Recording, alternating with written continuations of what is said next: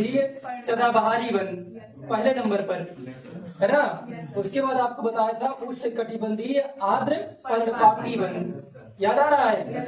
उष्ण कटिबंधीय सदाबहारी वन किसे कहा जाता है? ये ऐसे वन होते हैं जहां पर 200 सेंटीमीटर से ज्यादा वर्षा होती है। ये ऐसे पौधे होते हैं जिनकी पत्तियां सदैव हरी भरी होती है। बताए थे आप लोगों को। यहाँ पर वर्षा की मात्रा में कोई कमी नहीं होती है, यहाँ पर टेम्परेचर में कोई कमी नहीं होती है, भरपूर तरीके का यहाँ पर टेम्परेचर पाया जाता है। बोलिए, नाम में छिपा है पूरी परिभाषा। उष्ण मतलब कैसा क्षेत्र होगा जहाँ का टेम्परेचर ज्यादा होगा, बताया था। को बताया कि उष्ण कटिबंधीय वन उन वनों को कहा जाता है जहां पर 200 सेंटीमीटर से ज्यादा बारिश होती है और साथ ही साथ जहां का टेम्परेचर बहुत ही ज्यादा होता है ना। जैसे आप अगर सामान्य तौर पर बात करें तो हम कह सकते हैं सह्याद्री की, यानी कि पश्चिमी घाट के जो वन है वो पूरी तरीके से कैसे वन है? सदाबहारी वन है। जैसे आप कर्नाटक चले, केरल चले, गोवा चले, महाराष्ट्र में चले, है ना, तो इस तरीके से जो पश्चिमी घाट के जो वन देखते हैं पूरा, ये सब कैसे वन है? तो आप कहेंगे ये सब सदाबहारी वन है। बोलिए, क्या ये बात समझ आई? आप अगर अपने यहाँ द्वीपीय भाग में देखेंगे, जैसे अंडमान निकोबार की तरफ चलना शुरू करेंगे तो यहाँ तो और अच्छी उपयुक्त दशा पाई जाती है सदाबहार वनों की। क्यों? क्योंकि यहाँ पर ये 8 डिग्री पर नहीं बल्कि 0 डिग्री के नजदीक है, यानी कि 6 डिग्री पर ही ये स्थित है। यहाँ तो सूर्य की किरणें अपेक्षाकृत और सीधी पड़ रही है, अर्थात यहाँ पर सूर्य तप की कोई कमी नहीं है। यहाँ पर टेम्परेचर भी ज्यादा है, अर्थात उष्णता भी ज्यादा है, वर्षा की मात्रा भी ज्यादा है। भारत में, भारतीय उपमहाद्वीप में अगर देखा जाए तो सबसे पहले जो मानसून का आगमन होता है तो वो सबसे पहले इसी द्वीपीय भाग अंडमान निकोबार में आगमन होता है ना।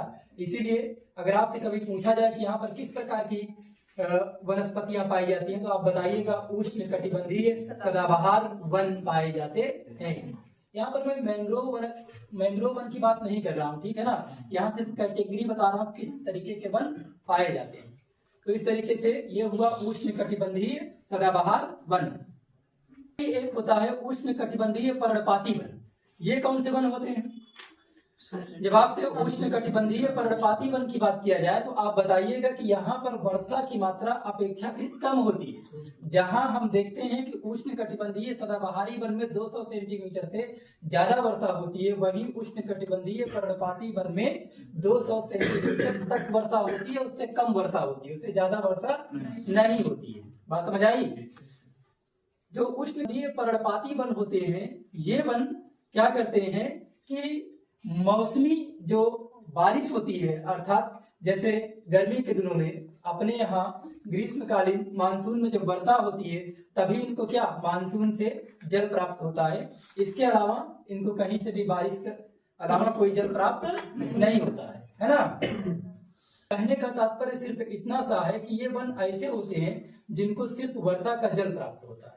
उसके अलावा जब इनमें पानी की कमी होती है तो ये अपने से पत्तियों को अलग कर देते हैं ताकि जल की कमी को ये संतुलित कर सकें, और वाष्पोत्सर्जन की प्रक्रिया इसीलिए इन पर हावी होती है ना, ताकि जो जल है जल का संतुलन बना रहे। याद रखिएगा, ऐसे पौधे जिनमें जल की कमी होती है वो अपने पत्तियों को गिरा करके जल की प्रक्रिया को संतुलित करते हैं। लेकिन अगर यही हम पश्चिमी घाट या अंडमान निकोबार के क्षेत्रों में पाए जाने वाले जो वन है इन वनों को देखें तो यहाँ पर जल की कोई कमी नहीं होती है ना, इसलिए ये पौधे अपनी पत्तियों को नहीं गिराते हैं। भारत में अगर सबसे ज्यादा कहा जाए तो पर्णपाती प्रकार के ही वन पाए जाते हैं, क्योंकि जैसे मध्य प्रदेश है, छत्तीसगढ़ है, बिहार है, उत्तर प्रदेश के कुछ हिस्से हैं, इन सब जगहों पर अगर देखा जाए तो सबसे ज्यादा कैसे वन पाए जाते हैं? पर्णपाती प्रकार के वन पाए जाते हैं। भारत में सबसे ज्यादा मात्रा में जो वन पाए जाते हैं, संख्या में जो वन पाए जाते हैं वो पर्णपाती प्रकार के ही वन पाए जाते हैं। ठीक है।